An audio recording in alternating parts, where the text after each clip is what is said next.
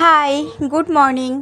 সকাল সকাল উঠে পড়েছি ঘুম থেকে উঠেই সোনা পাপা আমার কাছে চলে এসেছিল, আমার ছোটির ছেলে। তো ওকে বলছিলাম হাই করতে, তো একটু হাই করছিল।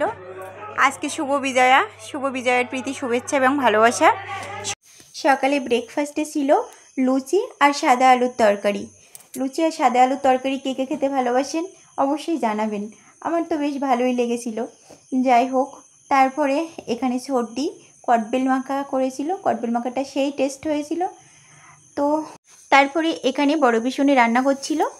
আজকে বড় পিসুনি রান্না করছে ভেটকি মাছ আলুর তরকারি, পার্শে মাছ কচুরমুখী, তারপর ডাল, একটা ভাজা, এসব বড় পিসুমনি রান্না করেছে। আর এখানে কি হচ্ছে? শাপলা। আর এখানে ছোট মেয়ে শাপলা রান্না করছে। আমাদের ছোট মেয়ে বলতে আমি ছোট পিসুমনিকে বলেছিলাম। আমরা এরকম মজা করেই থাকি, আপনারা আবার কিছু মনে করবেন না। চলুন ওই সাইডে দেখি কি করছে সবাই। এখানে দেখুন আমাদের বাড়ির ছোট জামাই, বড় জামাই, আর এটা আমাদের জামাইবউ আর ছোট্টি এখানে। তো বড় পিসিমশাই আমাদের পেঁয়াজি হবে, তো পেঁয়াজ কাটছে। এবার পেঁয়াজ কাটার জন্য সবাই এক্সপেরিমেন্ট করেছে, আর আমার ছোট জামাইবউ হাতও কেটে ফেলেছে।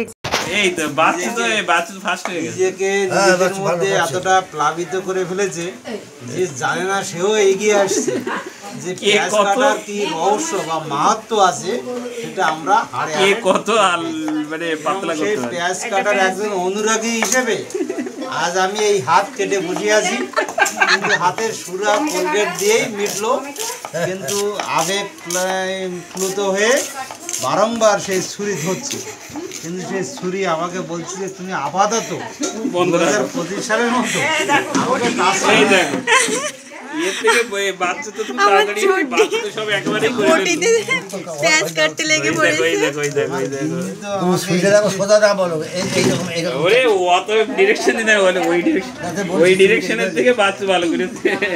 আর এটা আমাদের সোনা পাপা এখানে বসে আছে। হাই করো, হাই করো, হাই করো, একটা ফ্লাইং কিস করে দাও। আমার ফলোয়ার্সদের একটা ফ্লাইং কিস করো। ওলি বাবা,